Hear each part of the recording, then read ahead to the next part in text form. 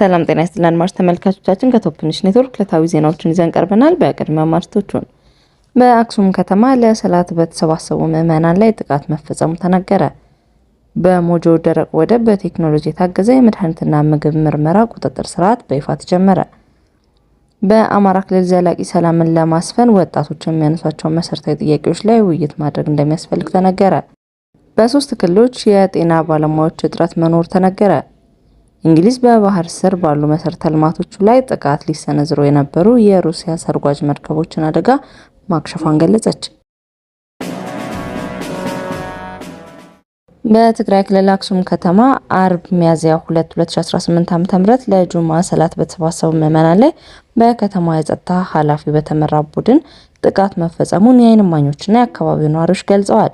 በደረሰው ጥቃት በርካታ ሰዎች የአካል ጉዳት የደረሰባቸው ሲሆን በሃይማኖታዊና ቁሳቁሶች ላይ ውድመት መድረሱ ተሰምቷል። እንደ ነዋሪዎች መረጃ ከሆነ ግጭቱ የተቀሰቀሰው ከጁማ ሰላት በፊት እንዳባዋ ተብሎ በሚጠራው ስፍራ ምዕመናን ለሰላት ዝግጅት እያደረጉ በነበሩበት ወቅት ነው።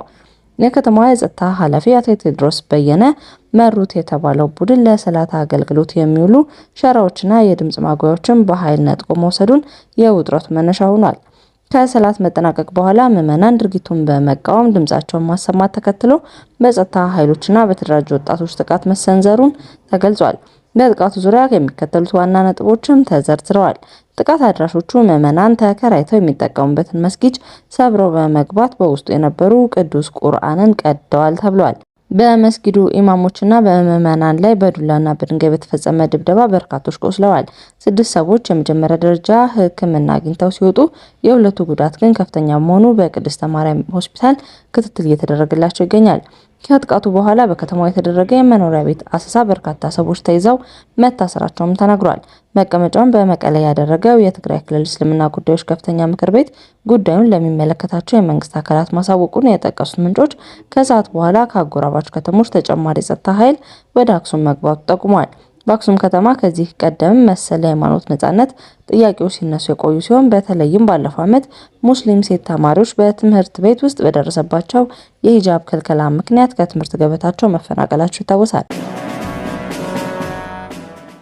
የሕዝብን ጤናና ደህንነት በይበልጥ ለማረጋገጥ የሚያስችል በቴክኖሎጂ የታገዘ የመድኃኒትና የምግብ ጥራት ቁጥጥር ስርዓት በሞጆ ደረቅ ወደብ የመግቢያና መውጫ ኬላ ላይ በይፋ ተጀምሯል።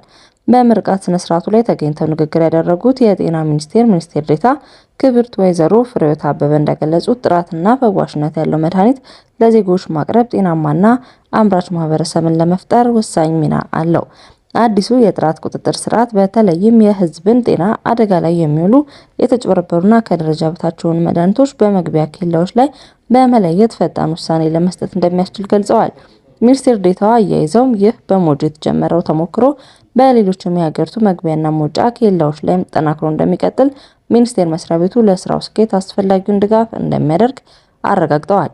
የኢትዮጵያ ምግብና መድኃኒት ባለስልጣን ዋና ዳይሬክተር ሂራን ገርባ በበኩላቸው ባለስልጣኑ የምግብ፣ የመድኃኒት፣ የሕክምና መሳሪያዎች ጥራትና ደህንነትን የመቆጣጠር ስራ ኃላፊነት እንዳለበት ገልጸው ይህንን ተልዕኮ ለማሳካት ተቋሙ ላለፉት ዓመታት መዋቅራዊ የህግ ማሻሻያዎችን ሲያደርግ መቆየቱን ጠቁመዋል።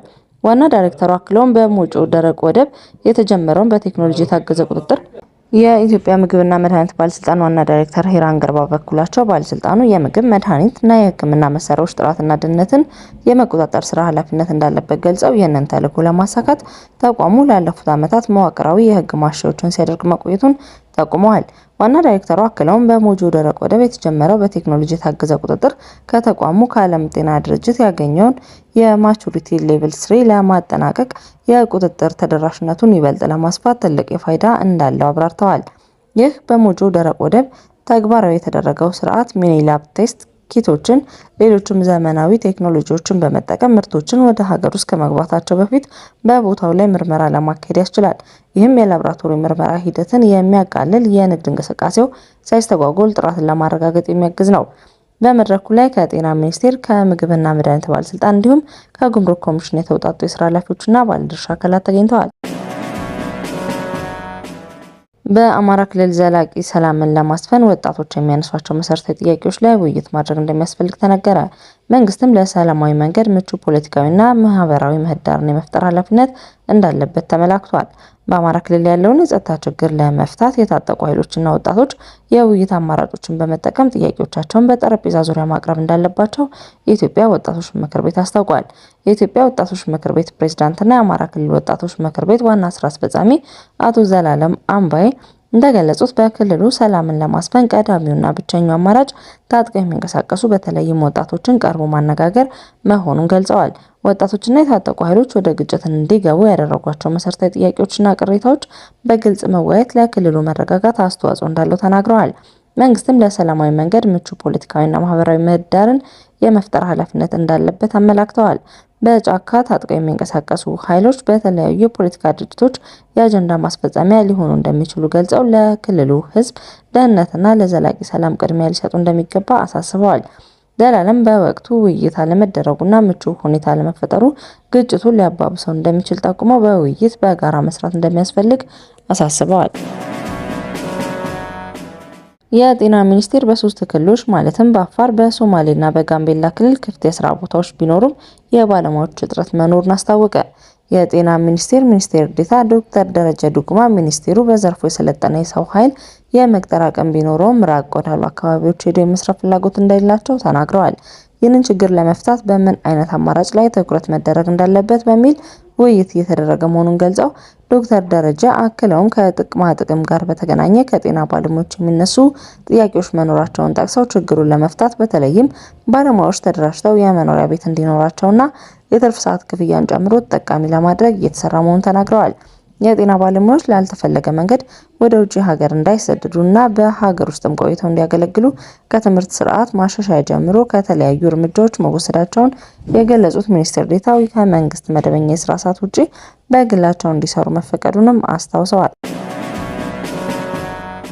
የእንግሊዝ መከላከያ ሚኒስቴር የሀገሪቱ ወታደራዊ ኃይሎች በሰሜን አትላንቲክ ውቅያኖስ ውስጥ የሚገኙ የኢንተርኔት ገመዶችና የነዳጅ ማስተላለፊያ ቱቦዎች አደጋ ላይ ሊጥሉ የነበሩ የሩሲያ ሰርጓጅ መርከቦችን በሳምንታት በመከታተል አደጋ እንዳያደርሱ አድርጊያለሁ አለ። ሚኒስትር ጆን ሂሊ በለንደን በሰጡት ጋዜጣዊ መግለጫ ሩሲያ የዓለም ትኩረት በመካከለኛው ምስራቅ ውጥረት ላይ ባረፈበት ወቅት ይህንን ድብቅ ኦፕሬሽን ለማካሄድ መሞከሯን የተናገሩ ሲሆን ይህም አደገኛ እንደነበር ገልጸዋል። እንደ ሮይተርስ ዘገባ ሚኒስትሩ በሰጡት መግለጫ የሩሲያ አካሄድ አደገኛ እንደነበር አመላክተዋል። በዚህም ወታደራዊ ክትትል፣ አንድ የሩሲያ ጥቃት አድራሽ ሰርጓጅ መርከብና ሁለት ልዩ የሆኑ የስለላ ሰርጓጅ መርከቦች ተለይተው ታውቀዋል ብሏል። የእንግሊዝ ባህር ኃይል መርከቦችና የጦር አውሮፕላኖች ከኖርዌይና ከሌሎች የኔቶ አጋር በመተባበር የሩሲያን ሰርጓጆች ለ24 ሰዓት ሲከታተሉ መቆየታቸው ተገልጿል።